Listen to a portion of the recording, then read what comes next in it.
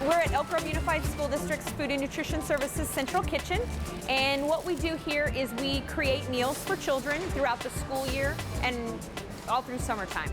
Today's meal was a yogurt parfait. We had yogurt, granola, strawberries, carrots, and jicama. During summer, this food goes out to community sites around the district, like parks and YMCAs, and now public libraries. During the summer months when kids are out of school, there is learning loss. And so by having that partnership with the library, having a meal helps to bring kids in and give them the ability to access the resources that the library can provide to keep their learning going through those summer months. About 120 of these pre-packaged meals are headed to nearby Valley High North Laguna Library in Sacramento. It's the third year in a row the branch has participated in Lunch at the Library. It was a little bit scary at first. We didn't know what the impact were going to be, and we had visions of hairnets and needing to have gloves and so forth, but our food partners made it really easy.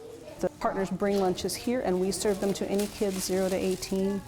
No questions asked. They don't have to enroll. There's no verification or anything. They don't have to show ID. They just come and have free lunch over the summer. The kids that come during the summer, if they're in, from a needy background, a lot of times they come, they stay all day because they don't have childcare or other options, and they're hungry. Do you like the carrots? The celery? You don't like the celery? Why? I hate celery.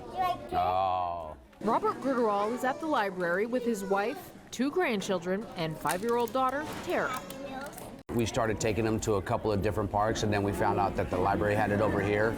So we started coming here. He says the fact that it's free is a big draw for his family.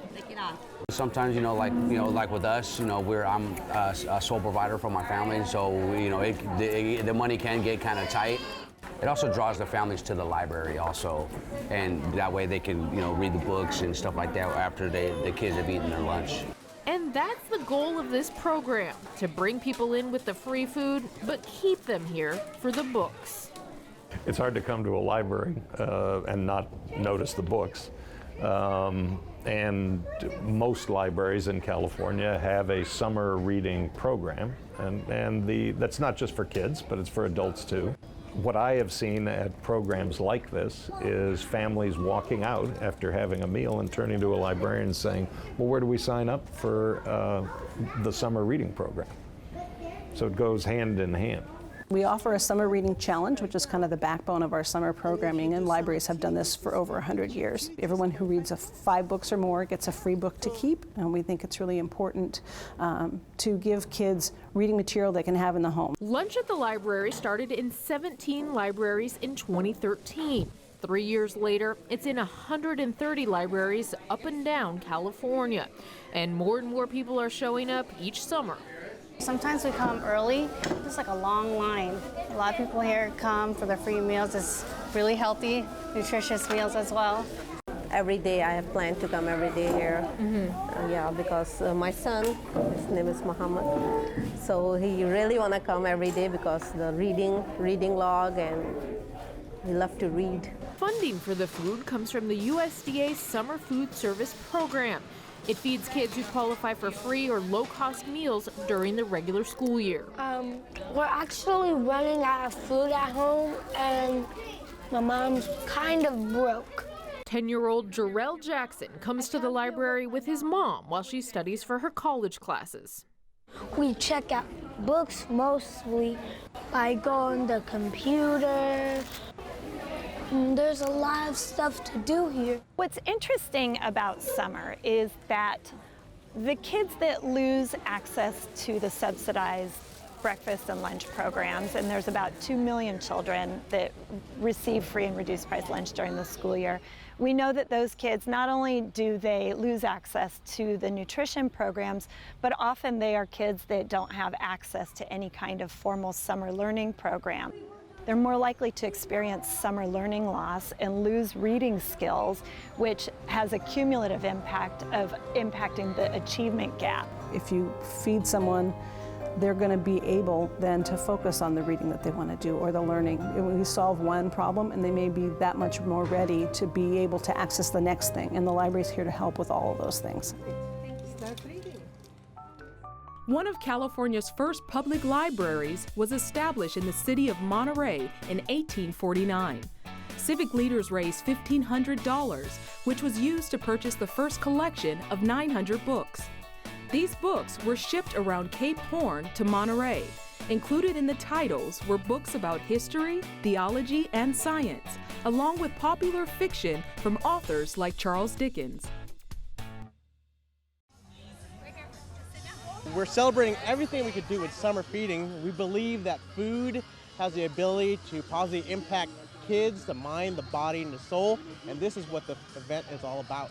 And it's also about showcasing how Natomas emphasizes locally grown in this area, and how local can be healthy, and we invest in our kids, because we know when kids eat healthy that they learn more and they do better in school, and so we want to share this knowledge with the community. We'll feed about 1,000 people today. And this summer we'll probably end up serving over 80,000 meals for the summer meal program. So let me ask, do you like the food? Yes? Great, so thank you to the Natomas School District for inviting me. It's great to be here, see how the community turned out. It's great to see the community participation, to see our police department, our farmers markets, the school board, the teachers, and everybody working together, and I think we can see that here. So I consider today a huge success for community partners with our local police department, with the federal Department of Agriculture being here, and California Department of Education. This is a huge success for our community and our kids.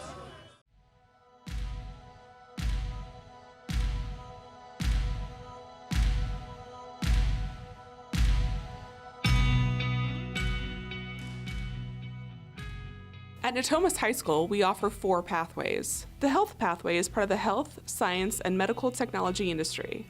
Students will learn about the health industry, human body, first aid, cardiopulmonary resuscitation, medical terminology, and health and wellness. So this program really, in my future, I see myself being an EMT and eventually a paramedic.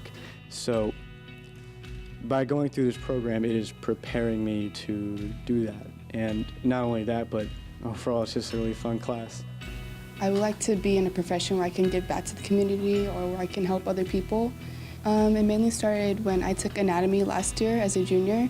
It's kind of a 2-step program, so you first do anatomy and then you have the choice to do EMT. And when I was in anatomy, I found everything very interesting, like learning about the human body and how we react to things. And I thought EMT would be a great program to take to really get me into the medical field. Students in the Health Pathway receive hands-on experience working with an instructor from the health industry as an emergency medical technician. Well, the program itself doesn't just help you become an EMT or any of the other certifications that are going to be available. It really helps you become a more engaged citizen with regards to public safety, and it helps you, really engage yourself with your body and understanding, the biological field, which is really important.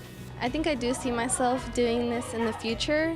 The reason that I took this class was so that I can apply it to the real world. I hope that I can use it one day to save someone's life. Even if students are not looking for a career in the health or medical profession, the skills they leave Natomas High with will provide valuable life-saving skills along with greater understanding good health and wellness. After high school and after I graduate from college, I see myself as a trauma surgeon. Only if I don't make it as a professional soccer player, that's the main goal. I think it will help me because I know it's teaching me a lot of new stuff about the body and the different functions and how to care for patients. I definitely think that it'll help me because we're learning a lot of skills that we're gonna be using in any really health profession that we choose. All of the skills like taking vital signs or controlling bleeding and things will really help us in whatever career you choose in the health pathway. This pathway creates a solid foundation for students wanting to pursue higher education or attend a technical school to lead to a career in the health industry. To learn more about the Health Pathway and all of Natomas Unified's CTE pathways, visit the website listed below.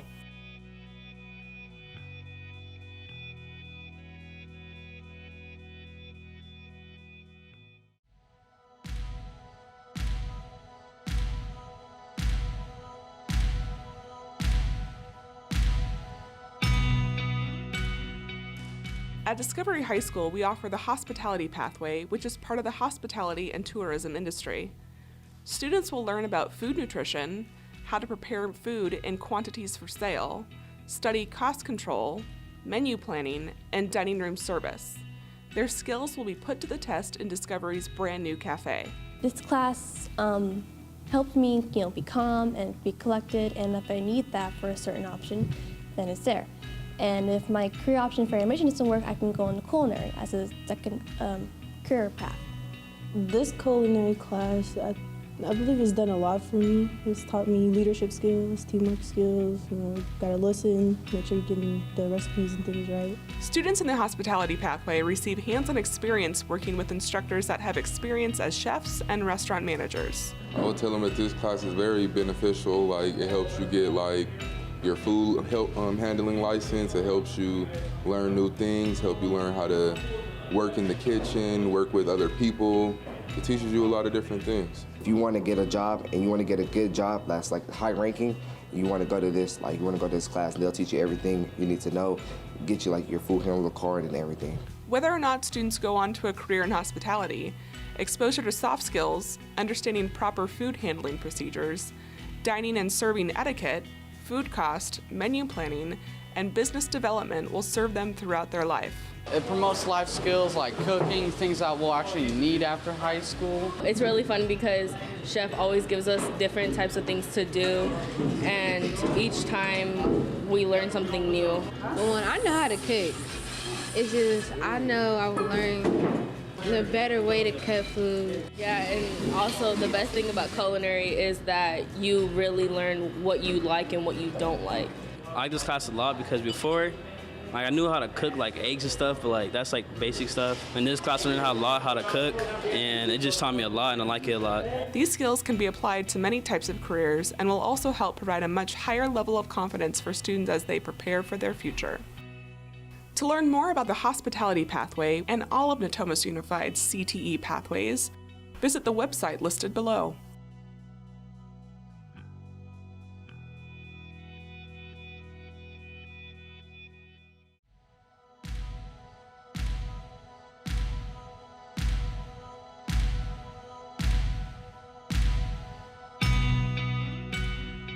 At Natomas High School, we offer 4 pathways: automotive, digital media, engineering, and health.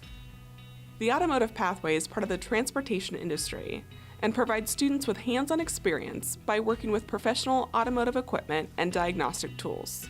Students learn about industry standards, safety rules, service information, career strategies, and the importance of job performance. I'm interested in becoming a mechanic when I was younger, but I think I would rather be a pilot, but this is really good because I could put this in my career because I'm gonna have to learn how the engine works on the plane or in cars. The instructor can answer timely questions about career opportunities, best practices, and learning resources, to name a few. The first thing I want to do is sort of vocational college to learn more about automotive stuff. And then after that, I'm hoping I'll start another college to learn about business so I can open my own shop. The program is intended to give students a real head start moving into a similar program at a community college or technical school. Well, mechanics make good money, and so I was just thinking if I don't go to college, I can always have this fallback plan, this or construction. I'm not so sure if I'm gonna get a job out of it, but it's just nice to know how to do it, right? Even if students don't intend on making this their career pathway, the exposure to working with and understanding how to use tools, how an engine operates, knowing the process of troubleshooting mechanical repair issues, will serve them throughout their life. In the future, I might get a car, right? And the brakes may break down, so I might need to fix them, like the drum brakes, the rear brakes, and the disc brakes.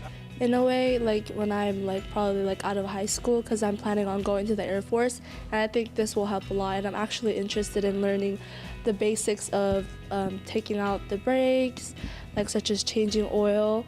I didn't even know what a lug nut was, or the wrench, or the basic stuff. I had no idea until I got to this class. These skills can be applied to many types of careers and will also help provide a much higher level of confidence for students working on or shopping for repair or maintenance services. To learn more about the Automotive Pathway and all of Natomas Unified CTE pathways, visit the website listed below.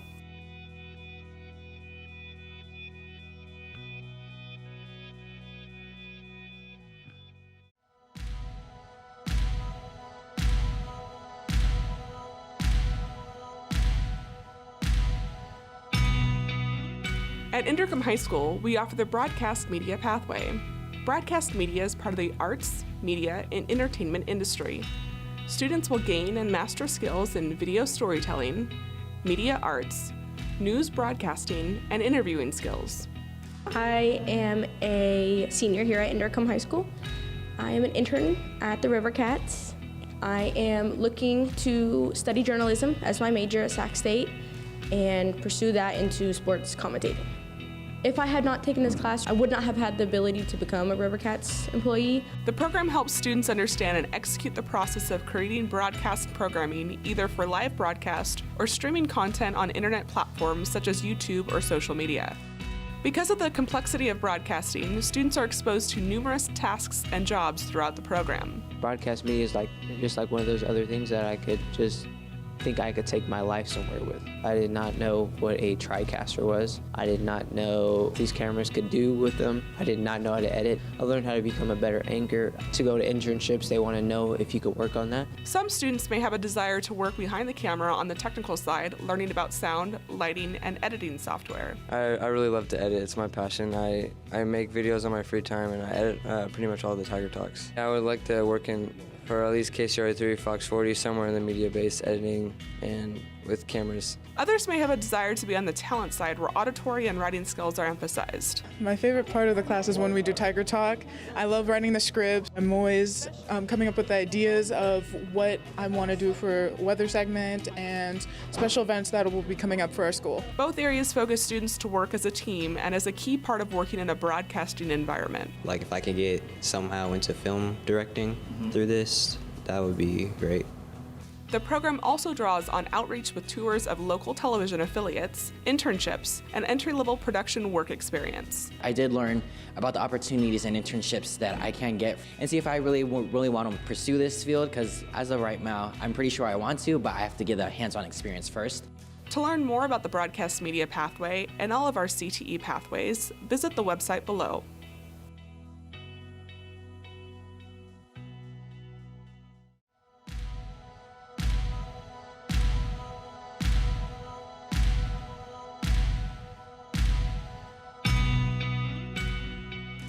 At Natomas High School, the Digital Media Pathway is part of the arts, media, and entertainment sector. The pathway provides students with the ability to gain and master skills in computer graphics, digital photography, graphic design, and digital filmmaking. Well, I took this class because, I also film, so why not learn how to do photos and film, because it's a better background for me if I want to do something in the future with these skills I'm learning in this class. Since I was 10, I like photography, making videos and stuff like that. And how the pictures come out, I like it and edit, and I like taking it, it's fun. I really like to make the most out of my high school career, so I want to look back and I really want to involve myself and enjoy these 4 years of high school. By doing that, I like to participate in a lot of things, especially sports and school events, so I filmed a lot of the football games and took pictures for that, and I'm president of yearbook club, so I like to take charge in taking pictures. Tomorrow I'm going to be taking pictures of our special needs students going ice skating, so that's how I am a part of all that. The program helps students gain practical knowledge in composition, subject treatment, interaction of light and shadow, photojournalism, creativity, image editing software, and output.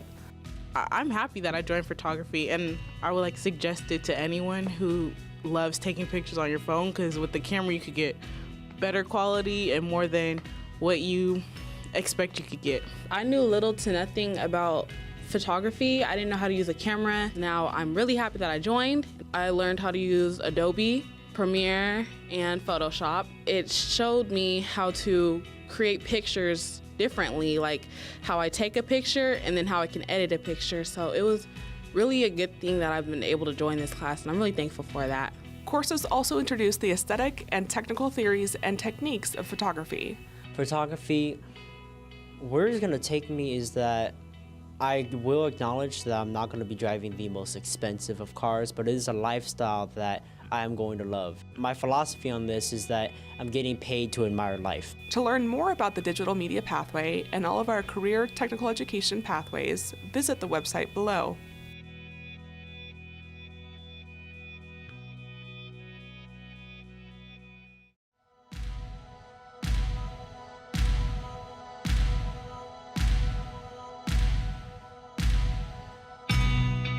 At Natomas High School, the engineering pathway is part of the engineering and design industry sector. Students will learn and apply the design process, gain proficiency in teamwork and communication, and develop critical thinking. Students use the same industry-leading 3D design software used by companies like Intel and Pixar. Freshman year, I was looking into this course saying like, you know what, I'm gonna take it. I will become that engineer that my parents thought I couldn't be because I was a female. And that's a lot of things like girls have problems with these days, like, oh, you can't do that because, you know, it's a guy's classroom, which is not true. Girls could do just as much as guys. This class has done a lot to make me want to explore more about the engineering course itself. It all pretty much started from YouTube. I was really interested in making creative projects, and just creative mind sort of just led me to this class. There's not really one specific project that you do in this class. You have guidelines, but not really like a definite, okay, you have to follow this instruction manual. I was able to do a line tracker, like something different, you know, there's a lot of degrees of freedom of it. If you're interested in having that kind of teaching, then this is the class for you. What brought me here was probably my love for building and creating things. That probably is my favorite part. We cutting and engraving on a laser cutter. We can use wood, plastic, and metal, but only certain types. But it's actually a really good tool to use. It's a great class, especially at Natomas. There's a lot of other schools that have this, but I don't think a lot of schools have a laser cutter, or at least like 4 types of 3D printers. I mean, if you really love engineering or building, this is probably the class for you. Engineering students work on a variety of complex projects that require code writing and programming. This allows for execution of complex projects such as 3D printing, laser cutting, and robotics, just to name a few. I love building things. Just seeing the aftermath of a project, it's satisfying. So right now what we're working on is a prosthetic arm project, and we're using it as our senior project for the end of the year. Students also collaborate in teams with delegation of tasks to accomplish pathway projects. This gives future engineers real insight into the workflows and expectations of the industry. I like this engineering program because in the future I would like to work in engineering or construction, civil engineering. I like this class, just being able to work with my friends and build new things and learn new things. Like my senior year, I would like to join the MESA program to compete against other schools, other students. To learn more about the engineering pathway and all of our career technical education pathways, visit the website below.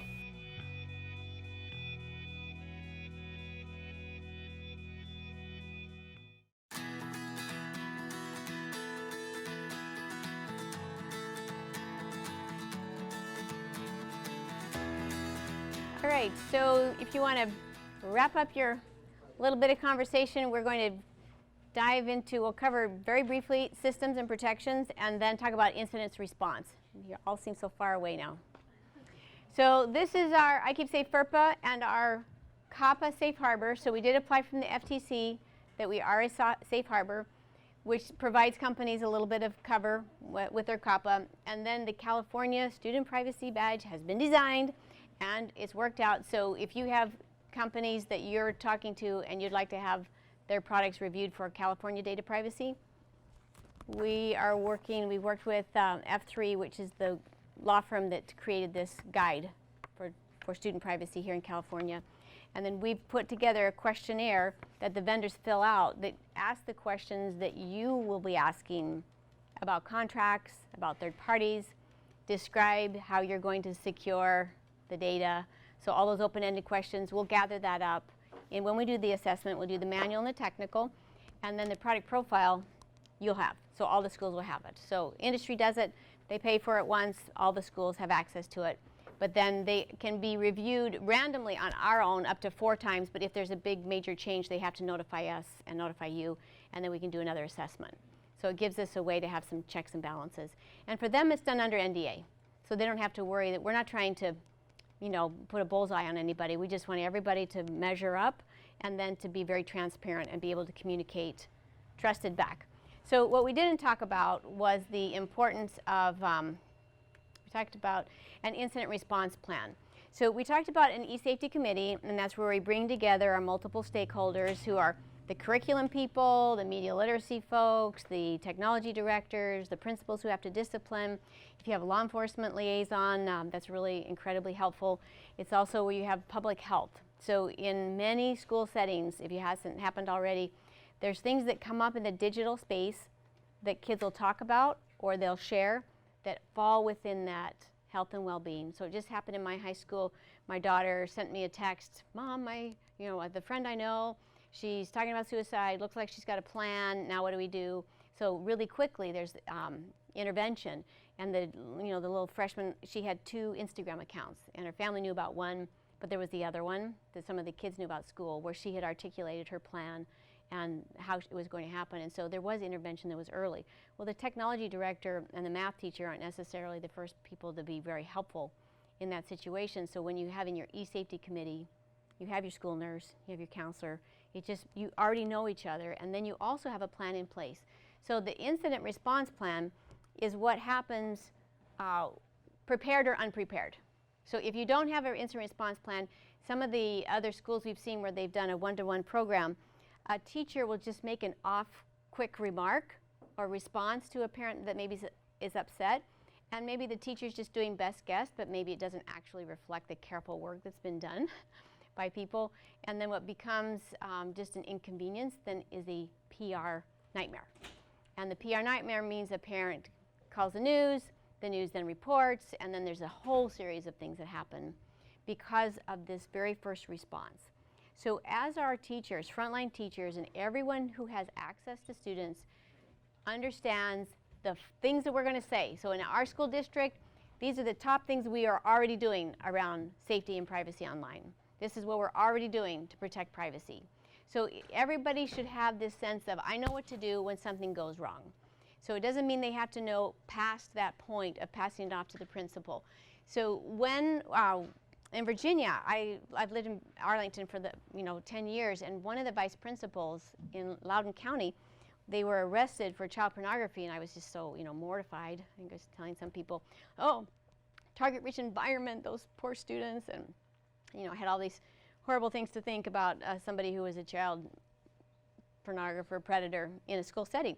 But then when the next news came out, I went, oh no. It's probably a great vice principal caring about his students, trying to problem solve. And so what had happened is he had an incident that he had the image sent to his phone because he knew how to get the phone to the server for his email. And then from his email, he sent those pictures to other people for help. He was being totally transparent. Nothing sneaky, nothing malicious. He for sure was not a sexual predator, but he was arrested for possession and distribution of child pornography. And that's when we went, okay, this is not all right. I've got 6 children. I want to make sure they all have great educators, and if people can't feel safe in their own careers, we're not going to get great people to stay in education and to come into education. So we worked with a series of defense attorneys who are currently in courts defending schools around issues. Then we worked with prosecutors and investigators who are currently working, and we gave them a long series of scenarios of things that we know are already happening because of the courts. So we just gathered up, we didn't have to say what school or what student, but we had a series of incidents that are going to show up. Like every day you've got something new that you never thought you'd have to deal with because you're in technology, but now it's all these other strange human behavior things that are totally unexpected.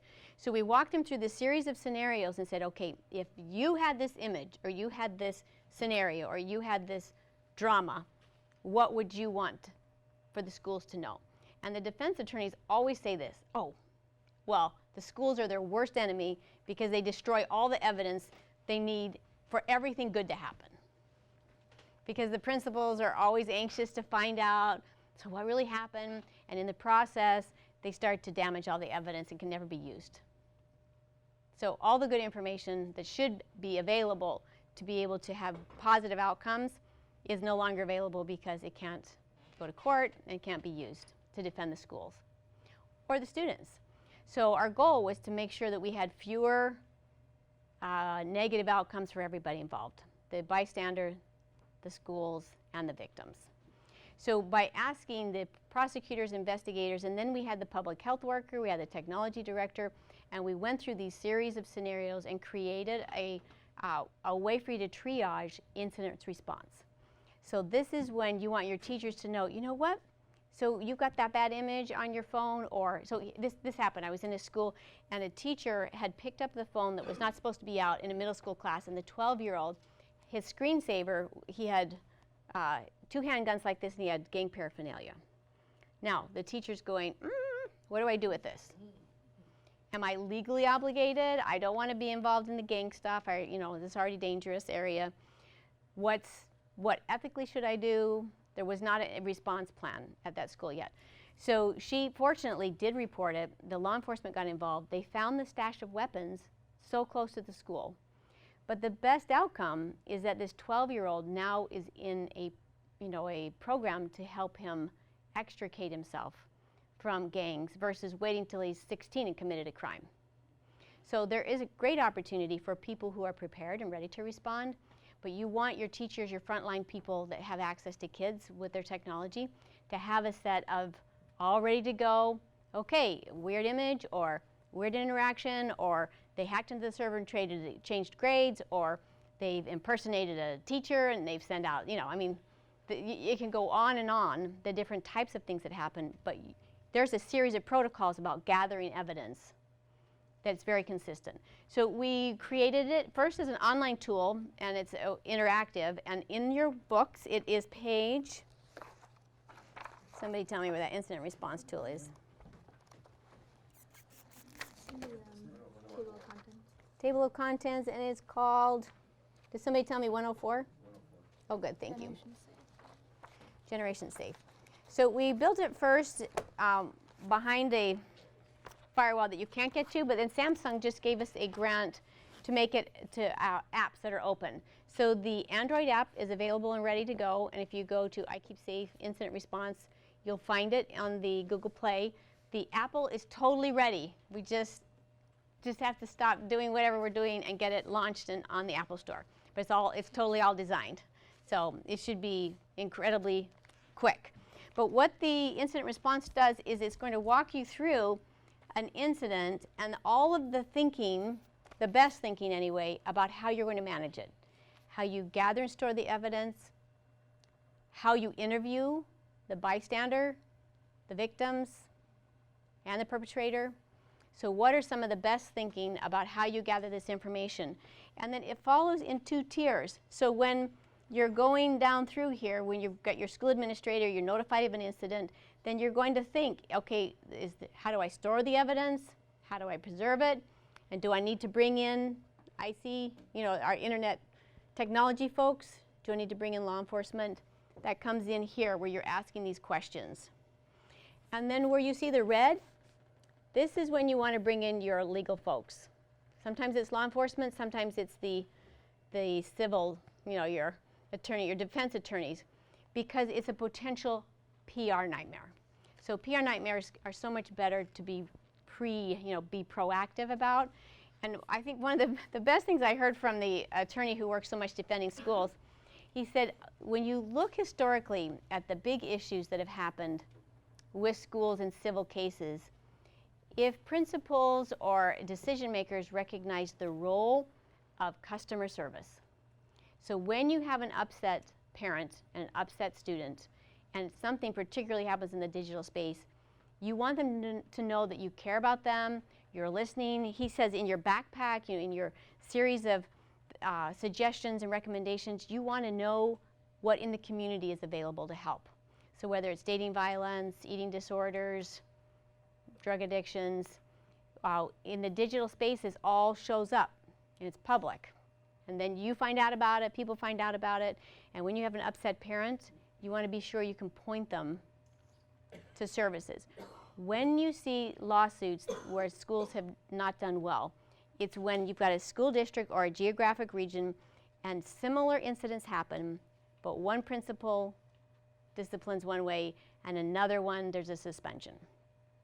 And then the people at, say, oh, my mom says, well, that's not fair, it's not fair, it's not right, and then it escalates and escalates. So when you look overall, and we had our map about the desert, you plug people in, there's cybercrime abuse. You plug students in, you're going to bump into stuff. They're already plugged in, and what happens that's rough at your school is also going to go up. So then the next level is what are those policies? And this is where your e-safety committee, you're going to make these decisions in advance. How are you going to manage these incidents? So looking at the curriculum, how are we going to implement something like a Fitbit or some of the scenarios? How are we going to do that? And that's where you, in policies, you create in your terms of service or your acceptable use or your responsible use policy, this is where you have the language for that. And then the next step after policies enforcement is education. So when you see a school who's gathered an e-safety committee and they've worked on this, what do we really expect from each other? What do we expect from student to student, from teacher to student, and from teacher to teacher, and from school to district? What are our expectations? How are we going to enforce it? And then when something goes wrong, that's what policies are. And then the programs that support them are the ones that make the behaviors happen. So that's where education fits in. So this is when you know you've got a school that's figured it out, when the curriculum starts to align with their actual acceptable use policy. Because what they're expecting is clear enough that the teachers understand it and they're teaching it, and it's reinforced over and over. So even if you have an acceptable use policy that says, well, we already decided we're going to handle it like this, if it's not been referred to, so we learned this from the defense attorneys, if it's not been referenced, if it's only that one event that happens that one time, you sign it and it goes in the file, it's not the same, it doesn't carry the same legal protection. You have to refer to it. It has to be a living document. Remember in our acceptable use policy, we talked about how we're going to talk about teachers in this classroom. Remember in the acceptable use policy, we talked about how we're going to handle cell phones in this class. Now remember, so as you become more and more ubiquitous, the expectations with the programs, that alleviates so many problems. And then it alleviates the tech director who on their own is trying to deal with a law enforcement crisis over some random things that, we did not go to school for this. It wasn't, tech directors were not, taught all about the law enforcement components. But the communication plan, when you use the app or the incident response tool, it's going to walk you through modules so you're asking the right questions and documenting. One thing that I wanted to make sure you knew is that if you ever were in a case that you had to defend yourself, and I saw this in a really great private school in the DC area, they actually had done a lot in their school around bullying prevention, and cyberbullying prevention, but the principal hadn't really documented it, and then they just lived in an area where one of the New York Times reporters had a student at the school. And so, ask a little this, ask a little bit of that, then it's a New York Times article, and that principal was actually released. Not because they hadn't done their job or done things, but there wasn't a plan that they could document and show. So one of the most helpful things is for when you have your acceptable use policy, you also have your communication plan about incidents, how you're going to manage it, and then you document that process. So you start, if you don't have an e-safety team right now, then you start this month. By January, you'll be organized and ready, and you put the date down, and this is what we talked about. Privacy. This is where we talked about where it fits into the PE class. This is where we talked about curriculum. This is where we looked and identified our gaps in these knowledge pieces, or this is where we talked about the equity issues. And as you document that, it helps you with your own journey, but it also is incredibly helpful if you ever get somebody that's suing you. So it's very, very helpful. Are there some questions that you want to run through? So you had that look like you wanted to ask. No, in my brain right now, I'm thinking about how I get the information that you're presenting today to the larger audience of folks within the system that need to hear it. I'm thinking about the principals, the directors, and then eventually, and it shouldn't be eventually, but ultimately it needs to get down to the teacher level too. But there's a lot of information. There's a lot to assimilate. I will tell you, I spoke with an incredibly brilliant, talented, bright educator who is also very tech savvy, who said, wow, I'm overwhelmed. I'm struggling with this. No, but what that means is if you got folks who already are coming in with skill set and understanding, capacity and context, having a hard time getting their head wrapped around how do you even approach this? What does that mean for the folks that, don't even crack a computer in their class that often, right? So in my head, that's what I'm thinking through is how do I scale this understanding and then get a systemic approach to rolling this out. The great news is I got some of the right people around the table today in our system. From my perspective, I know that we got others from other districts here to kind of help support this from their business area. But there's a lot to it. It's great information, needs to happen, but it really needs to become a systemic cultural thing. You talked a lot about this being something that's it's every day, it's part of the conversation. And that's work that hasn't really been done yet for a whole variety of reasons, I think, good reasons, but I think the time is now to really start addressing that, certainly within our particular system right now. So it's about human behavior and how do we help people who have not had to work before learn to communicate and work together as a team. So it's really about a system of change in leadership. So public health shows us that what changes behavior is not the horror story. It's not the burnt lung that changed people from smoking, right? It's actually when they know someone and they trust them and they get an encouraging comment. So it has to be positive and optimistic, and we social norm. So if where you are, wherever with your districts or your counties, if you bring together a committee, an e-safety committee at a big level, and you walk through the process and you assess, where am I with my policies? So you start with policy, because as soon as you plug, you've got, you're already there. So what's my policy around social media? What's my policy around seizures of phone? What's my policy for handling equity access issues? What's my policy? And you just go through the checklist of all the things that we know. I mean, I have a checklist of that. So I'm happy to share. And then you look at what are the programs that help us support these policies that now we understand. So it's not just out there so let's say, okay, what's the policy if you see a cell phone image that you think may be illegal or could threaten someone's life? Do you know right now? Do you have one? So that would be what you start with the things that you don't have that you know for sure sometime are going to happen. And then you say, okay, this is how we're the adults, we're creating a network of support, this is how we're going to handle a potentially life-threatening or an illegal image on a cell phone. And now we say, okay, Mr. Principal or Miss Principal, here's your Faraday bag. You're going to take that phone, you're going to stick it in, you're going to zip it up, and you're not going to look at anything until you call your attorney, if it could be potentially like that. So there are some times that you just zip it up, and if it's in a Faraday bag, you can't iCloud that. Then whatever's on there, and then you don't just put it on the shelf, you lock it up.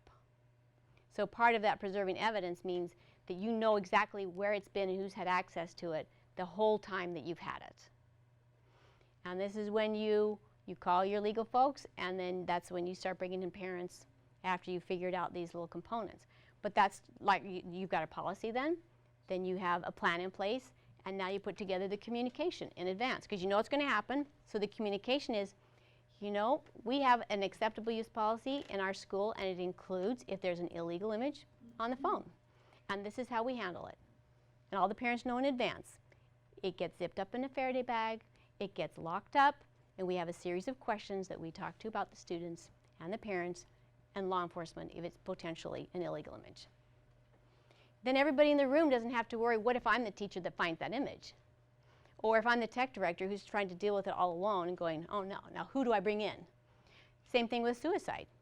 You're going to, for sure, have students that you're aware of that are at safety risk. They have a low mental health score and they are at a high risk for suicide. Do you have a policy in place with your teachers? So that you walk through the places where you really want people to feel comfortable, and you build the policies around it, and then the education programs to support it. Then you build the technical infrastructure to help you detect and intervene and respond and prevent. And at the end, you have your incident response.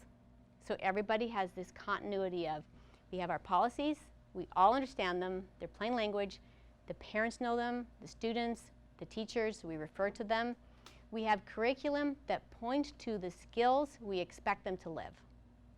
So you can go through, we have the 3 matrices in there already, but there's, you look, if you want kids to respect other people's property, then you have to teach them how to do it in the digital space. You want them to be kind to each other, you have to, you build it in. Then you have your policies are supported by the education programs.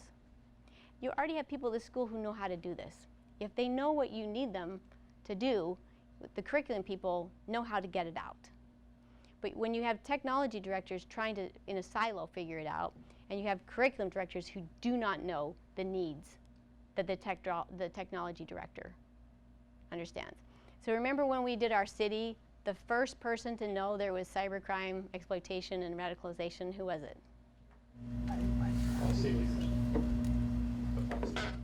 Right before the policy leaders. How do the policy leaders find out? Industry, right. And who represents industry in your ecosystem here? The tech director, because they see it, right? They get the files in and out. Hopefully our tech directors are seeing it and detecting. So it's the tech directors have their own set of needs. The policy leaders have their own set. But if we don't talk to each other and understand, then we don't have the nurses helping to know how to handle the student who's perhaps suicidal, or the anorexic who other friends know she's anorexic because of what she's posting. Like, this is all happening to us in every school all over the world. And it's literally that pattern of policies, the programs that support it, the systems, the technology and human systems, and then the incident response. And that's it. You do those 4 on all the problematic areas, then you have a plan in place. And that's what teachers hear. That's what teachers know. And then when you have an upset parent, you say, oh, I'm so sorry that happened. I'm so sorry. You know, we knew that sometime that might happen. So we put this plan in place. And this is how we're protecting, and this is how we're supporting you to have a healthy, thriving child in this new environment. And it works. It lowers the anxiety level of everyone. We feel the most fearful and anxious when we're doing it alone and we're in our little silo. So the more you get that team, you know, another idea too for spreading it out, in Simi Valley, they took all the principals in a room and no one else was allowed in, and they ran through an incident response series of scenarios. And before they pulled the principals in, and it was, you know, the regular PD, there's a time you get principals together regularly, I'm sure your county does it. So it was one of those moments. And so Dana Greenspan, she had sent out a series of scenarios and said, okay, how would you handle this? And then she just put the results up. She didn't give anybody's name. And they were so different. And they're all in the same district. They're all next to each other. And it was the same scenario from a different perspective and different principals, and wow, it was like across the board. So then she had their attention, and the principals, as soon as they realized you know, nobody in my school is here, they just spill the beans. Like, oh man, and I'm dealing with this one, and we got this one, and then we got this teacher with that one, and oh my. And they were able to walk through, what are you really dealing with, instead of what do I have to pretend I'm not dealing with. And a lot of really great work got done. And then those principals went back and they pulled their e-safety committees together. And within, you know, 6 months or so, it takes a while to sort through so the policies are not so, you know, no offense, attorneys, just legal. But actually, this is what this means about human interaction and behavior. And then once they got that work done, then their curriculum teams built the curriculum to support it. And 5 years later, it's amazing what they've been able to do. And they've been able to do quite a bit with, they had a lot of students who were having issues with heroin. And so they had the community group work together, and they brought some specialists in, and they were able to detect and intervene in a new way that was really very helpful. Kids live their life out online. Emotionally, they connect with those devices. And it's different. For us, it's a tool. For them, it's their emotional lifeline. So everything plays out. and it's playing out in front of you, and you have to respond. So the 4, again, policies, programs, systems, response. Policies, programs, systems, response. So in your packet, just as a wrap-up, you have just stuff you're welcome to. There's 3 matrices, one on healthy balance, one on healthy relationships, and one on privacy that takes you through K through 12. The concepts. It's the Berkman curriculum. It's our toolkit of ideas for teaching. So we just gathered up. We've got this little toolkit the teacher can put on, and it's all about the tools that we use to help us with our Be a Pro concepts. So that's where we get this one, the little markers, because everything online is a little bit like writing with a Sharpie. And our over here for, when you're protecting your personal information and you're securing it with your lock, but over here, when you have relationships, we want to be lifelines and helpful. And our carabiners help us do that. So just, anyway, there are ideas of ways to help bridge the communication about digital concepts. Alan? I want to emphasize one point that I think threads back through. She was talking about, in the case of a bad incident and a potential lawsuit, it's really important to have shown your work. All the math teachers and others will appreciate that, to have actually be able to demonstrate, like, no, here's what we were doing. Here's what we did to prevent this and to prepare for it. In the same way, in the privacy space writ large, that's another big part of what you want to be able to communicate to your parents and to others and to your whole school community. Like, here's what our policies are, and here, especially in building that e-safety team, here are the steps we've taken. So when you build that team and bring that team together and get buy-in from everybody, make sure that's recorded too. It's an important part of the story you're telling that you'll then want to get out to parents and others about the proactive steps you're taking.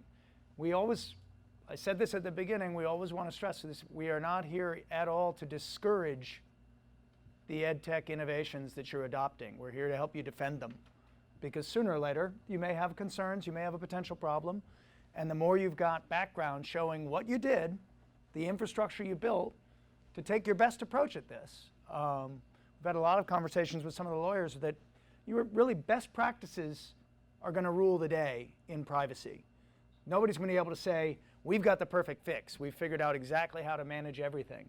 But the more you can show that you're doing a great job and showing your work around the companies and products you adopt, the policies you put in place, and the communications you send out to parents, the much better footing you're on. Just to clarify, you said the schools that you're working with, you have e-safety committees. You have a district level e-safety committee, and then there's site level e-safety committees. Is that accurate? So it started at the county. So it was Ventura County. So it was with Dana and Steve. And so we worked with a couple of the districts, and we pulled together the e-safety committee, and we helped them self-assess where are they in this process and where are they with the stakeholders. And then over the course of time, you just watch what happens when the unexpected outcome is that you get champions that you never expected in some random topic that you didn't even know, like the history teacher becomes the champion of some component that you never expected. But you get them at the table, and that's where the real work happens. And they come together regularly, and they count for where they are and where they're going next. It's really powerful. I'm just curious, are there any school districts or schools represented here today that have something like that in place at a formal level? It's not explicit. We have our student services has a response mode. They kick into a certain kind of gear and certain people come together, but it's not part of the district culture. Right, that proactive, so the e-safety committee creates a proactive conversation about developing the plans and the policies and the processes and the communication for parents and so forth. So that was one of the outcomes for me of the conversation here, was thinking we really need to be thinking of the time is right to really be thinking about having something a little more formalized and consistent and ongoing in place to start having these conversations, because they're meaty and they're not simple, and it requires conversation and discussion and reflection. It's environmental. So the digital space is a new environment. So if we were to take everything we did today onto the moon, we would ask a lot of questions, and those are the questions your e-safety committees need to be thinking about. It is different than when I went to school. Many of it's the same, but the types of things you have to prepare for and how you manage it is actually different just because of how you gather the evidence and how you respond. So there are some differences.